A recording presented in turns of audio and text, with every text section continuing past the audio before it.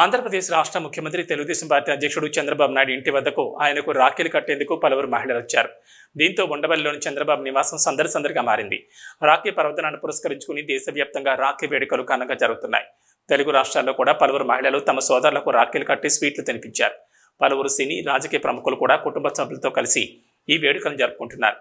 కేంద్ర మంత్రులు, వివిధ రాష్ట్రాల ముఖ్యమంత్రులు, ముఖ్య నేతల ఇళ్ల దగ్గర వారికి రాఖీలు కట్టేందుకు మహిళలు పోటీ పడుతున్నారు.